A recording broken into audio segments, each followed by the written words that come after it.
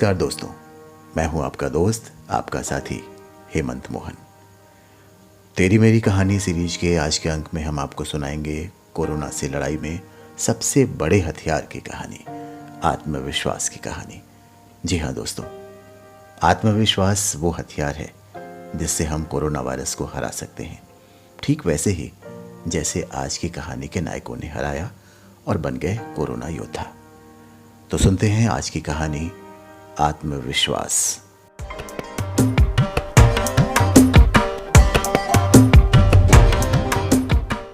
पुष्पेंद्र एक स्वास्थ्य कर्मी था। शहर के एक हॉस्पिटल में नौकरी करता था।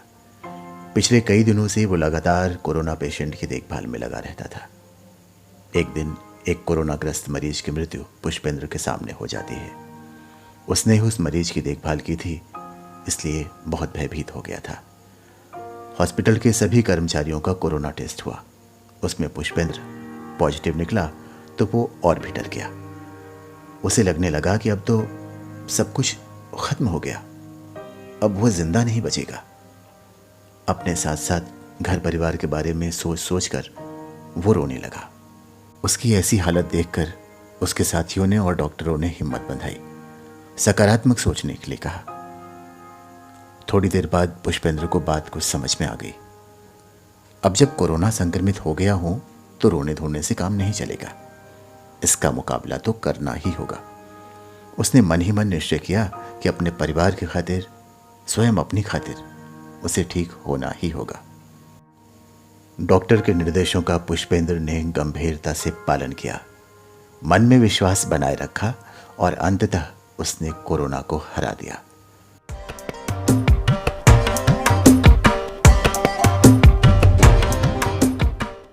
तो दोस्तों, ये थी पुष्पेंद्र के आत्मविश्वास की कहानी, जिसे उसने हथियार के रूप में इस्तेमाल किया और कोरोना को हरा दिया। बीते दिनों ऐसे ही हालात से दो चार हुए पटना के हमारे मित्र आदित्य कुमार सिंह।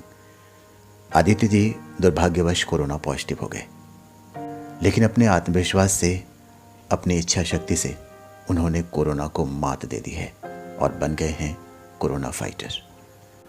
उन्होंने अपनी कहानी हमें भेजी है, जिसे मैं उन्हीं के शब्दों में आपको सुनाता हूँ।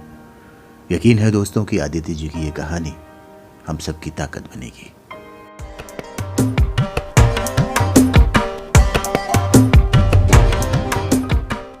मैं आदित्य कुमार सिंह तेरी मेरी कहानी के तमाम श्रोताओं को प्रणाम करता हूँ और सुनाता हूँ अपनी कहानी। हुआ यूं कि हमारे ऑफिस में दिल्ली से एक नए एम्प्लॉय की नियुक्ति हुई। उस दिन वो ज्वाइन करने आया था और ज्वाइनिंग लेटर भरने के लिए मेरे पास रखे फाइल को बेस बनाया। ज्वाइनिंग की फॉर्मेलिटीज़ पूरी करने के बाद उसे घर भेज दिया गया। उस फाइल से संबंधित काम को निपटाकर मैं भी घर चला आया। 4-5 दिन बाद मैंने गले में खराश महसूस की। इसकी जानकारी मैंने ऑफिस में दी। मैनेजमेंट का फैसला हुआ कि सभी अपना टेस्ट करवाएं। सबका कोविड टेस्ट हुआ, लेकिन रिपोर्ट पॉजिटिव आई सिर्फ मेरी। शायद इसलिए कि मैंने ही उस संक्रमित फाइल को छुआ था। खैर, रिपोर्ट पॉजिटिव है, इसकी जानकारी फ़ोन से मुझे दे दी गई।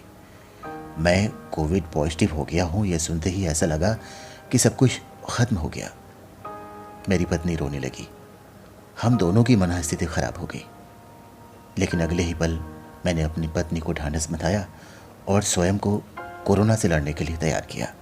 क्वारंटाइन सेंटर में जाने के लिए तैयार हुआ तो पत्नी को भी साथ ले लिया। वहाँ उसकी भी जांच करवाई। सौभाग्यवश उसकी रिपोर्ट निगेटिव आई।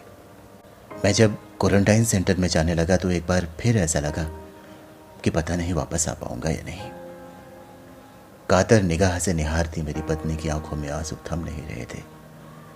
मैंने उसे भरोसा दिलाया कि मैं वापस आऊंगा और बढ़ गया क्वारंटाइन सेंटर की ओर। एक होटल को क्वारंटाइन सेंटर बनाया गया था। मैंने वहाँ खेलते हुए कुछ छोटे बच्चों को देखा। एक पूरा परिवार ही संक्रमित हुआ था। उसी परिवार के ये छोटे बच्चे उत्साह के साथ खेल रहे थे। उनको देखकर मेरा मन भी उत्साहित हो गया, डर काफूर हो गया। आत्मविश्वास के साथ मैंने अपने कमरे में प्रवेश किया, ये ठानकर कि मुझे हर हाल में ठीक होना है। मन में विश्वास लिए मैंने एक गिलास गर्म पानी पिया। अचानक जैसे चमत्कार हो गया। मैंने स्वयं को स्वस्थ महसूस किया। अब कोरोना की लड़ाई में आत्मविश्वास मेरा हथियार बनकर मेरे साथ था। मैं जहाँ था उस क्वारंटाइन सेंटर में रहने खाने की अच्छी व्यवस्था थी। समय समय पर डॉक्टर फ़ोन पर हाल चाल लेते रहते थे। मैं ठीक होने लगा था। मेरे ठीक होने की एक वजह यह भी थी कि अब तक मेरे माता पिता और परिवार के अन्य सदस्यों को भी मेरे कोरोना पॉजिटिव होने की खबर हो गई थी और उन सब का मोरल सपोर्ट भी मुझे मिल रहा था। गर्म पानी, सिम्टम पर आधारित दवाइयाँ, संयमित रहन सहन और खान पान और साथ साथ मन का विश्वास, इन सब के साथ मैंने 10 दिन क्वारंटाइन सेंटर में बिताया। आज मैं पूर्णतः स्वस्थ होकर घर आ गया हूँ, इस संकल्प के साथ कि कोरोना से बचने के सभी उपायों को आगे भी करता रहूँगा। आखिर में बस इतना कहना है कि लहरों से डरकर नौका पार नहीं होती। लहरों से डरकर नौका पार नहीं होती, कोशिश करने वालों की कभी हार नहीं होती। धन्यवाद।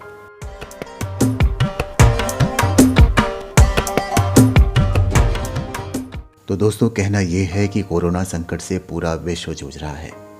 हमारे यहाँ के हालात भी बिगड़ते जा रहे हैं। ऐसे में अपने आत्मविश्वास को कभी कम मत होने दीजिएगा। आत्मनियंत्रण और आत्मविश्वास ही इस लड़ाई में सबसे कारगर हथियार हैं।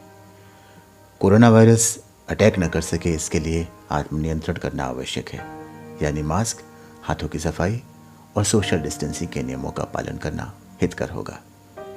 फिर भी अगर वायरस की चपेटे में आ जाते हैं तो आत्मविश्वास के साथ आयुष मंत्रालय की गाइडलाइन को फॉलो करना चाहिए और कोरोना फाइटर बनना चाहिए। आपके अच्छे स्वास्थ्य की कामना के साथ आपसे विदा लेता हूँ। फिर मुलाकात होगी तेरी मेरी कहानी की एक और कहानी के साथ। तब तक के लिए नमस्कार।